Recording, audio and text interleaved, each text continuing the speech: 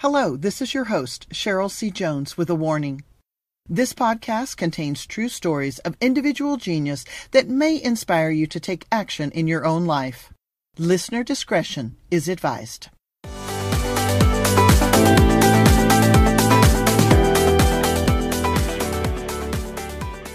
Hello, and welcome to Simply the Best Results podcast. I'm your host, Cheryl Jones, with simplythebestresults.com. Today, we have a very special guest. Her name is Judy Lester, and Judy is all about self-leadership. She learned self-leadership at a very young age. In fact, let me tell you a little bit about Judy. From a super young age, she was one of those children who was to be seen and not heard. So she mastered the art of listening and observing others.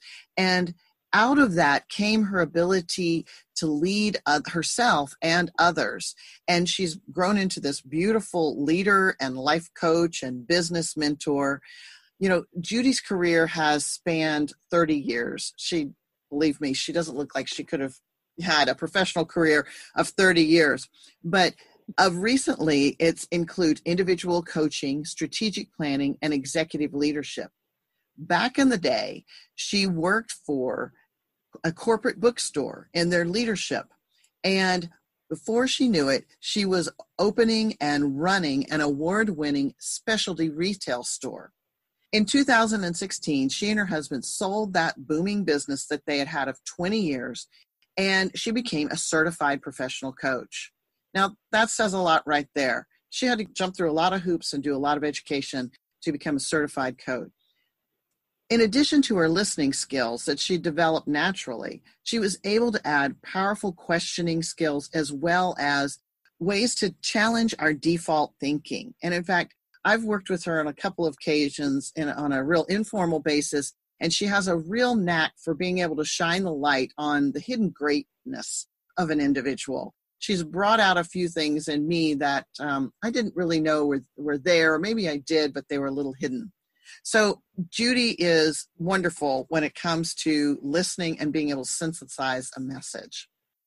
I want to jump into our conversation and talk a little bit, since this podcast is about, how do you get simply the best results out of whatever you're doing. And today we're talking about self-leadership. I think it might be helpful to know a little bit more from Judy about her childhood and how she was reared and those experiences, because from what I've gathered, it all kind of started back then. So Judy, when we think about achieving simply the best results, and in this case, self-leadership, tell me how it really started for you. What were some of the greatest influences? Thank you, Cheryl. I'm so excited to be here. And I really began managing myself at a very young age. I was the extreme baby of my family. My brother got married the year I was born. My oldest sister, she married when I was 2. And so really they were more like aunts and uncles to me. And so I was a big oops. I had a sister that was a little bit more of an oops before me. She was 5 years ahead of me, but my mom was done. She had already raised her kids as far as she was concerned, and she really didn't want me. And she made that really clear pretty much from as long as I can remember. I cared for her in the last 15 years of her life. And even then, throughout much of my time showing up to see her and visit her, she would remind me, and to think you were the child I didn't want. And here you are taking care of me. And so because she really approached me with that mindset and didn't want me to bother in any way, it really was to be seen and not heard. I really just observed and watched her and my father, who is an alcoholic and who worked all day, long hours as a boat repairman in West Texas. And if you know West Texas, there is no water out there. I was just going to ask about that. Yeah. So you can only imagine, we were pretty poor. And so he would come home at night, watch TV, and he would be really angry in his chair about whatever happened during the day. And he would drink a lot. But, the really cool thing about him is that he had a really big heart, and he was very innovative, and he was a very smart man. And the one thing that he said to me that has always stuck with me is, if you don't get it, it's your own darn fault. And he typically would curse all the time, but for me, he used the word darn. That was considerate. Mm-hmm. It was very considerate, especially since I repeat it all the time now. But it's one of those things that as I watched and observed my mom and my sister really live, and my brother, even my adult brother, as he was starting to have kids, even when I was very young, how much victim they felt to their circumstances. And it's weird that as a kid, I would even notice that, but I really made the deliberate effort from as long as I can remember to say, I am not going to choose to let that define me. You know, I didn't really think, of course, in those terms as a child, but I was thinking, I'm not going to be like that.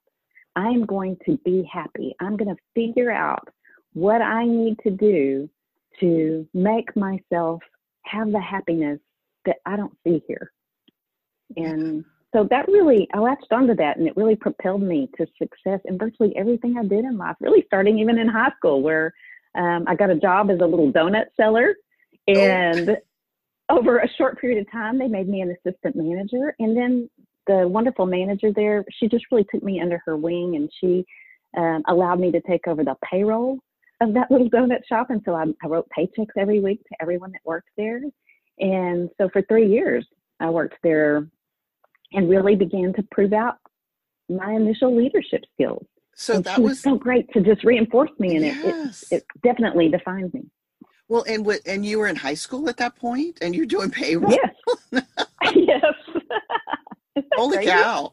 Boy, she really trusted you. That's amazing. Not that you shouldn't be trusted, but the point is it's to have a high school age student taking care of such an important job. It was highly significant. And that's amazing. You know, what fascinates me about your story is the tenacity, or it's both tenacity and awareness that you had early on, that you wanted something different, you know, and that you were aware enough to go, I don't want that. I want something better. And I just, you know, it's amazing. I just wonder how that seed was planted, because so often we become a product of our environment, which it sounds like maybe your siblings did in some way, you know, when you made the statement about how they were victimized by their circumstances. Yes. And I've seen that in my experience in meeting people and so forth. They blame the circumstances. They blame their you know, how they were reared and their parents and so forth. And in your case, it's not a blame. It's almost, I hear it more appreciative, because had you not had that experience, you might not have chosen something different. Kind of what I'm thinking. That's exactly true. And in working with people, I find the same thing, that the more natural response is to be defined by your circumstances and to just regret them and wish they were different, and they do inhibit you. And it's not to say in some ways this didn't inhibit me. I mean, my mom was a huge judge, and for years I lived in fear of judgment. And constantly fought being defined by other people's judgment, how they not judge me. And so I definitely had to overcome that. But really, even though that was the default thinking that I had to overcome personally, it didn't nearly have the stronghold on me as the positive side of it that I took, the positives from it that said, I am not going to be defined by this. And I think that is odd. Actually, it's fairly unusual, and I've always felt a little bit like a freak because of it, but a freak in a good way. But I know you, and I know you're not a freak, so yeah, there we go. Right, exactly. Well, and your statement, the statement that you shared with us that your dad would make, you know, if you don't get it, I interpret that as meaning if there's something you want and you don't have it, or you're not getting it, then it's because you haven't done enough, or you haven't tried hard enough, or, you know, you haven't put your mind to it. And that really inspires that self-management, that self-leadership, the self-motivation to take action, you know. Yes, for sure. Because that is one of those things when I would start to slip into that victim mode at all, that sentence would just come into my head. You know what, if I don't get this, it's my own fault. So what do I need to do about it? There you go. Yeah. That's great. Because so much in my years of working in corporate environment and working with people one-on-one, I see a lot of finger pointing. Why I don't have this, or why so-and-so has something else, and I don't. And it's like, holy cow, I think this is such a unique orientation. It's so inspiring, honestly. Well, thank you. Absolutely. Let's talk some more about philosophy or our ideals that have contributed to your success, because obviously you were noticed early on, and then you were in the bookstore business and did very well there, and ended up taking over and opening a really large, as I recall, bookstore, and it did super well, and then you started your own retail business. That's a huge jump. Retail is, in my mind, so I don't come from retail. I come from hospitality. But to me, retail is super hard in my mind. It is. Good. Yes. Okay. It's not, I didn't make it up. But, it's not just in your mind. Yeah. But 20 years as a successful retailer to me is just phenomenal, So tell me a little bit about maybe the philosophies or ideals that you held that contributed to that success in those businesses. Well, I think that, first of all, besides my upbringing defining my desire to really look inside myself for what I needed to do to move forward in any situation to get what I wanted, one thing I really do have to be thankful about from my mom is that she took us to church every time the doors were open. And I'm talking, I was at church 5 times a week as a child, and from the minute I was born.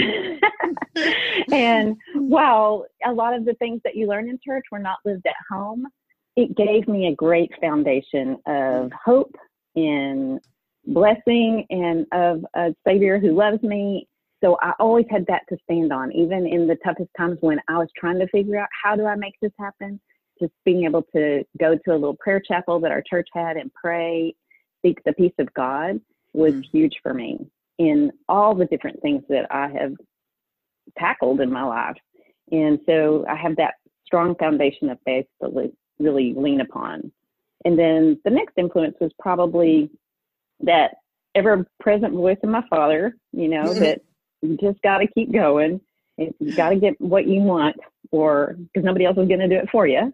And then I had this boss when I was, I don't know, in my late 20s. I was working in the book business. I was a district manager at the time. And this particular supervisor was one who just wanted to pick you apart no matter what. And I really hadn't encountered anyone like that. People generally were very complimentary of everything I did because I was very much a go-getter. And he came in, and no matter what I was doing with my stores, even though they were getting fabulous results, he could find things and just pick them apart. And so it was eating my lunch. And I read the book, 7 Habits of Highly Effective People by Stephen Covey. I know I was in the book business, and I could read all kinds of books, and I really did a lot of self-education that way. But in there, he really talks about working on your circle of control. And with this boss, that's what I had to do, is really look at it and say, I can't control him. I can't do I can't make James be different than James. He just is. And so how can I respond to him differently?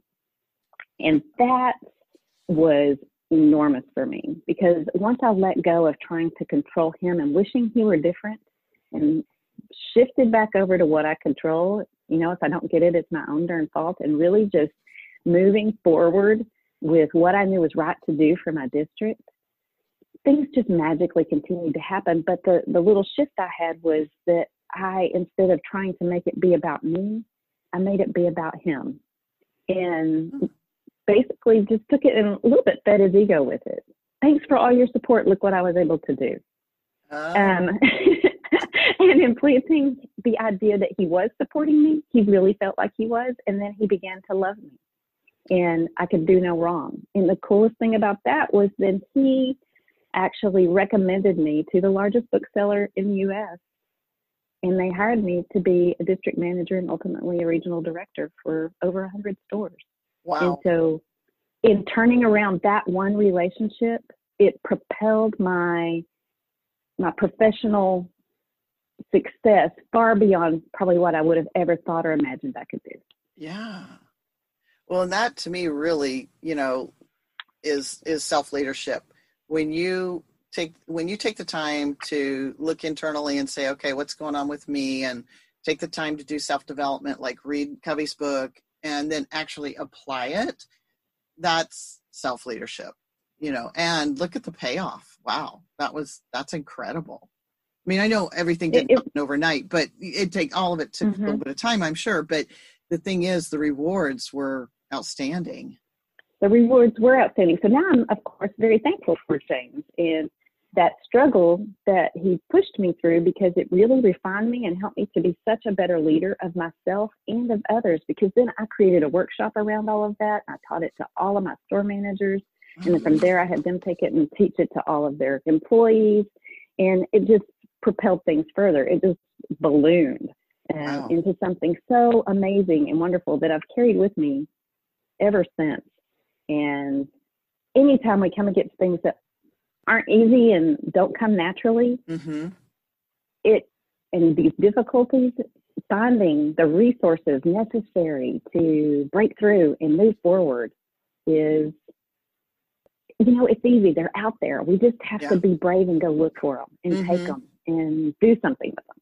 Absolutely. And not wait for somebody to give it to us. Yeah. Exactly.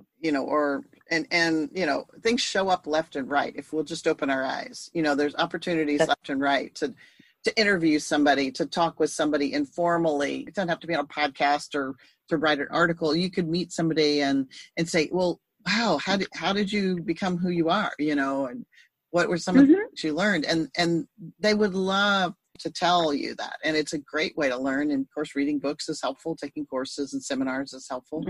Yeah. So I'm curious, what was the 20-year retail store you had after your big bookstore? Okay. So that was called the Escape Fine Crafts and Gifts. And it started out as the Escape Artisan Gallery, but we changed the name because people were confused by artisan and gallery. Oh. And so 3 years in, we changed the name to the Escape Fine Crafts and Gifts. The store in downtown Georgetown. We started out in just a little 450 square foot space and then expanded it in that same space to 1,100 square feet in the first 4.5 years. And then here's the thing that's really interesting, especially given the times we're in at this moment where we're experiencing this pandemic with the stock market crash. Right. Is that we had decided to purchase a building, a 100-year-old building, renovate it, and move into it in 2001. And September of 2001, we had just basically stripped the entire building down to 4 stone walls because it had been in a fire in the past and it was just kind of propped up on the inside. So we had huge investment into that building and into the remodel when the Trade Center bombings occurred. Oh my gosh. And business went to nothing. And on top of that, I was pregnant with our first child. So that's one of those moments where you're going, okay, Lord, what are you going to teach me in this? But, we just kept moving forward, knowing and trusting that we kind of did the Field of Dreams thing. If you build it, they will come. Yes. Because when you're in these kind of dire situations where you feel completely out of control, again, sticking in what you can control. I can't control that the world is going crazy around me, but I can control the path I'm already on. Yes. And if I freak out and divert, it's not going to serve me well. But if I stay the course and just be confident and strong and get through the best I can, it's all going to be all right on the other side. And it was. And we grew it for 15 years in that location, that spot after we remodeled, and then sold it for a really nice profit, and now get to help other businesses create the success they desire. That's fabulous. Awesome. What a cool, I so appreciate you sharing that with me, because that's amazing. What a positive thing to come out of those events of 2001. And, I can just imagine the immediate shock of being heavily invested, have a baby on the way, and the world, that day. So thank you for sharing that story. It's nice to see a really positive thing come out the other side. Right. Because a lot of times in these situations where things are not going well and you don't think that you have any control over them, you really don't over the situation, but you have control over how you respond to the situation. And that's all that matters. Yep. Back to the self-leadership thing. Absolutely. That's right. So what are some of the best practices that like you would recommend me and our listeners recommend to us that we might use to get our best results kind of thing? So I think one of the things that has really served me well, going back to my childhood, is the listening and observing, because we tend to want to talk too much. I think when you take time to pause and listen and observe others, there's so much to learn about not only them, but the greatness within them that's inspiring to you. And so that's one of the things that I really encourage people to do, and I love to do myself, is just listen and observe and then lean in and serve. I think those are really great ways to connect. And I think as people, we need to connect, and we can do that in so many different ways. But the best way to do that is to listen. The other things are probably like vision casting. You have to look toward where you're going. I mean, like that time when those Trade Center bombings happened and we were building this whole new store in these antique walls, and just keeping the vision of what it was going to be and what it was going to serve and how it was going to be of value to our community and to Texas. Keeping that vision in mind really helps keep that momentum to get past the fears. Yeah. Same thing with understanding just that that's part of your purpose. You know, our purpose was to open the store to serve people and serve them well, and to be a bright and shining star that would make people feel good when they came in. That was one of the great things about our mission in our store, was that we had all these beautiful things, and we just loved to have people come in all day and go, oh, it's so nice to just come in and hear this beautiful music and see something beautiful. I had a bad day, and this just made me feel better. Oh, nice. And even if they didn't buy anything that day, wow, that was so rewarding, you know? They'll be back. The other thing, yes, and they were back over and over and bringing friends. And so the other thing is creating goals that really stretch you and with timelines and accountability and that sort of thing. I think it's so easy to just get kind of pulled by whatever comes up, and you get off track. You're just kind of responding and paddling and trying to keep up with whatever's coming your way, rather than being very deliberate about goals and plans with timelines and accountability that are far in the distance, you know, not just the immediate that's coming flying at you. Because a lot of that immediate can go away if you're really focused on that greater goal. Absolutely. And as an entrepreneur, and we know a lot of entrepreneurs, that is so easy to have happen around you, because right idea, and you thought you were on one path, and all of a sudden it's like, oh, well, I need to do this now. And and I've got shiny object syndrome really bad, and I tend to jump around. And just yesterday, so it's sometimes hard to know which one you're to stick with. It's like, well, but I said this, I'm going to do this. But I also get what you're saying about not be willy-nilly and floating around and just waiting for something to show up. Being intentional about it, making a plan, setting those goals. Totally. That's self-management, self-leadership too. So another one that is really important, I think, for self-leadership is to start your day with some disciplines that you just do every day to keep you grounded and focused. And for me, that is having a time of prayer and gratitude.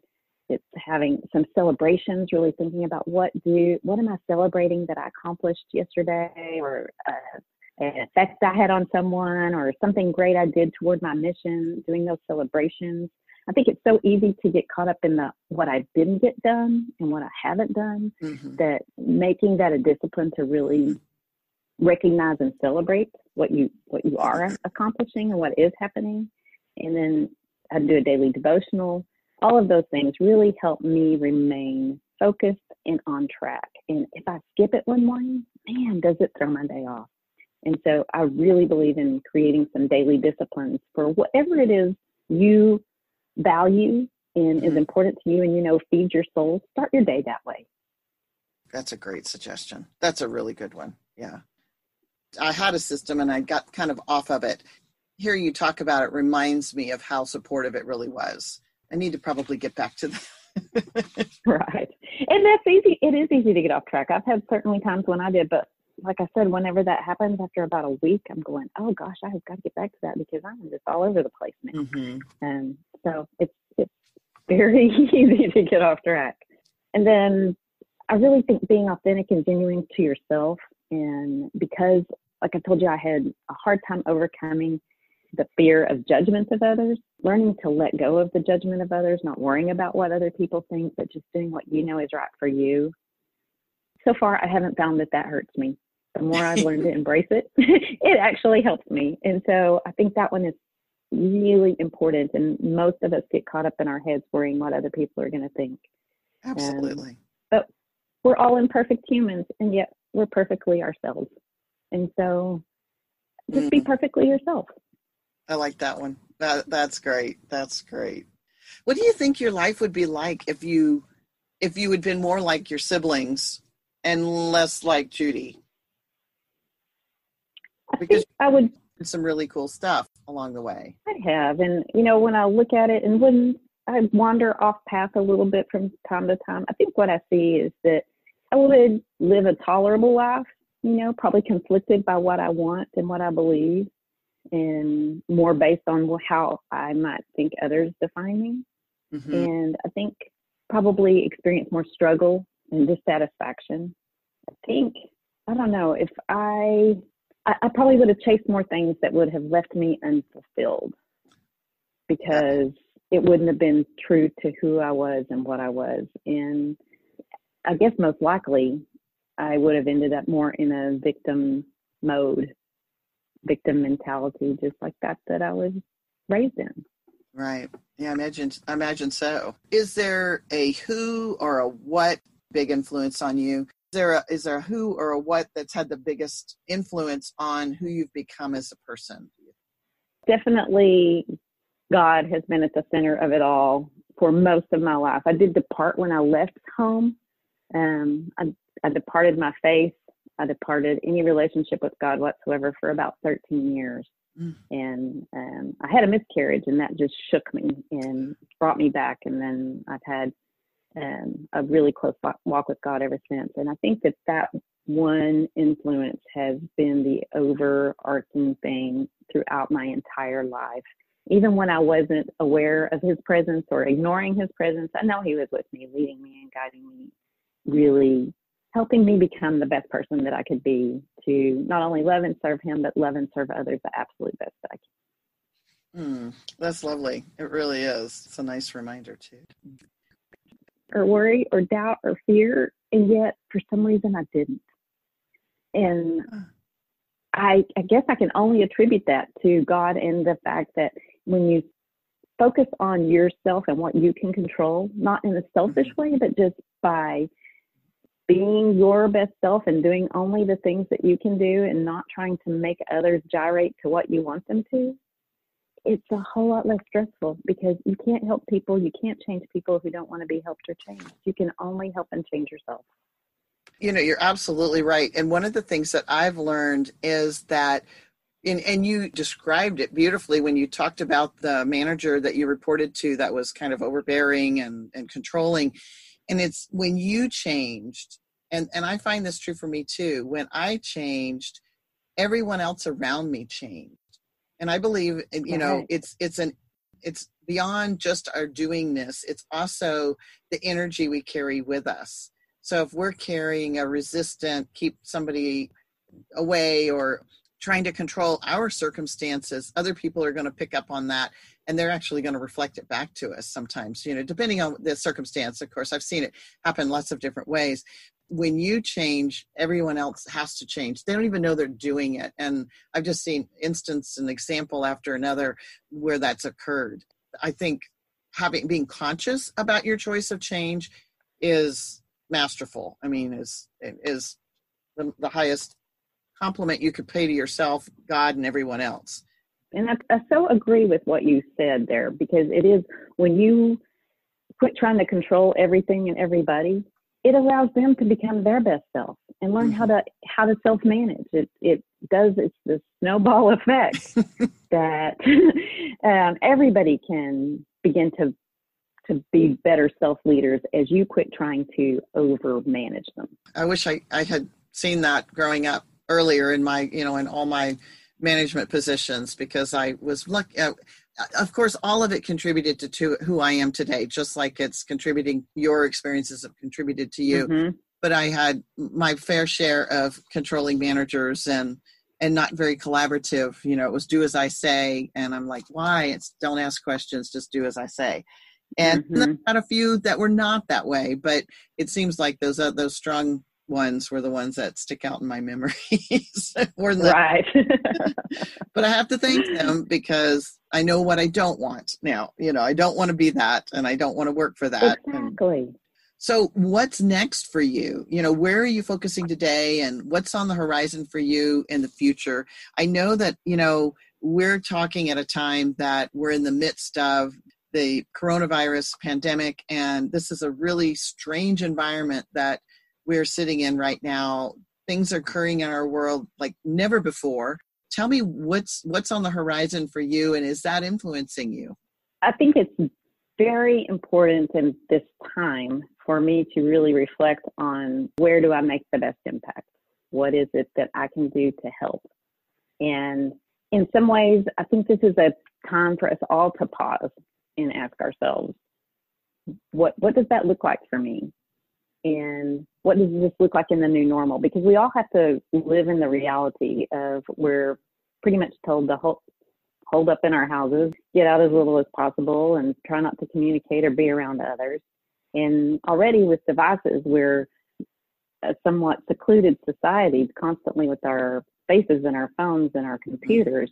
And so how do we make an impact that is going to reach what this is going to bring us to?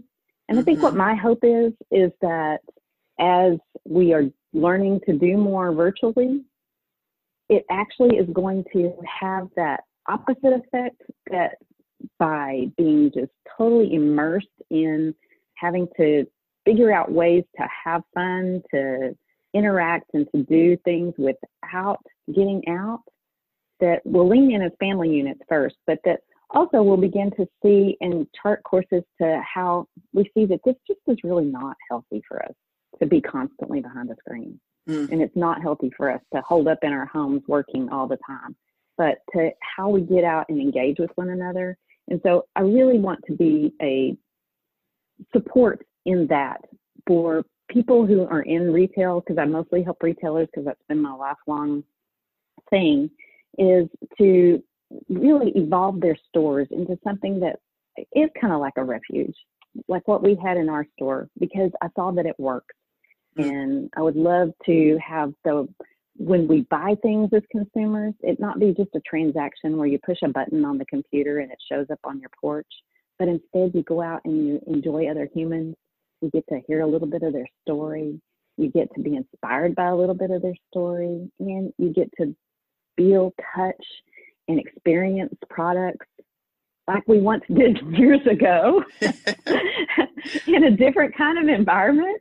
That's my vision. And, with that, I really hope that the other thing I'm very passionate about is helping kids who don't see college as their path find other paths. And often retail is a good path for that. And I would love to create ultimately a retail university to help kids come out of school and be able to take that maybe money that was saved for college and put it into launching their own business successfully right from the start.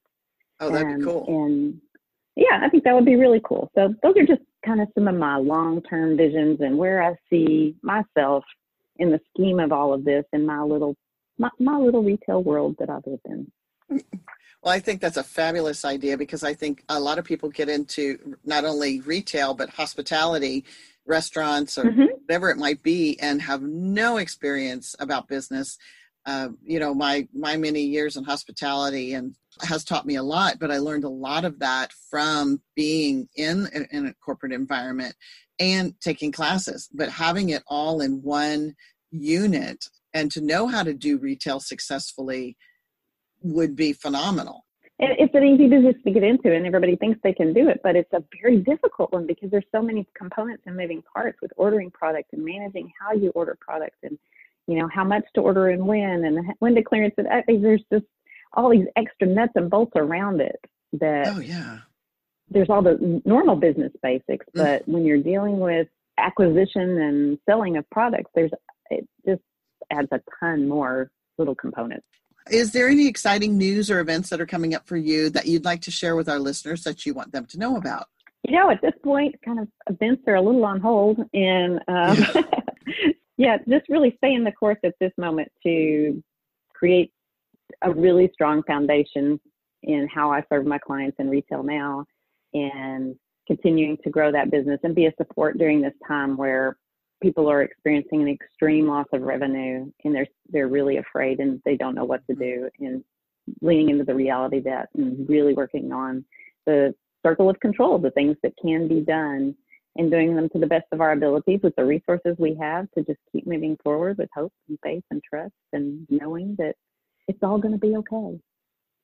Yes, it will be. It will be. And we're all in this together. And I think that's an important thing and whether we were having a crisis or not, we are still in this together. And I think that's something we've forgotten. We're not alone, and there's always, there's always each other, and then there's always God looking in after us. I think that it's important to for us to keep that in mind and to be able to move forward. This too shall pass. I expect something even better and bolder on the other side. So I think holding that expectation is really the key. Having had an opportunity to visit with you on multiple occasions when I was trying to get some of my thoughts straight, I can't say enough about your ability to listen and synthesize and intuit what's going on with people and help them discover maybe answers that weren't as clear to them or are available to them beforehand. And I recommend you highly because of my experience with you. By the way, Judy did not pay me to say that. However, I want people to know that you're very approachable and insightful, and there's a lot of value there. And I look forward to our continued relationship and, to just watching what you do in the world, because I think you have some special qualities there that we all can benefit from. Oh, thank you so much. I really appreciate all of those kind words. And, the feeling is mutual. For the listeners, I met Cheryl through the National Speakers Association. She was the president as I came in, and her leadership skills were just second to none of anyone I've seen in a volunteer position in an association, and continues even as past president to serve the organization so well.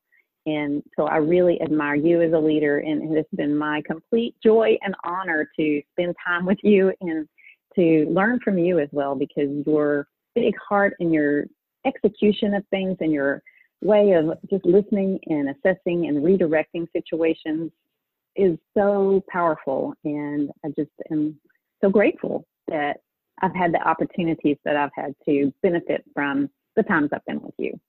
Thank you. That was very kind of you. Thank you very much. Well, please tell the listeners how they can reach you. Oh, I love to be reached any way possible. So I love talking to people. I love listening to people. You need somebody to listen to you, give me a call. So my website is Judy Lester, JudyLester.com. And the email is judy@judylester.com. So that's pretty simple. And my phone number is 512-630-6068. Love to hear from you. Wonderful. Judy, thank you again for being on our podcast today. If you enjoyed this episode, please leave a 5-star rating, and don't forget to hit that subscribe button. To connect with me, Cheryl C. Jones, you can find me on LinkedIn and Facebook by my name. Don't forget that Cheryl is spelled with a CH, and be sure to include my middle initial, the letter C. You're welcome to email me at cheryl@simplythebestresults.com or visit my website of www.simplythebestresults.com for more information and inspiration. This has been a GSTBR production, created and hosted by me, Cheryl C. Jones, edited by Brandy Hockaday, and produced by Kathy Holscher. New episodes are available each Thursday on Apple, Stitcher, Spreaker, Google, and many other podcast directories. Thanks for joining us this week, and we'll see you next week.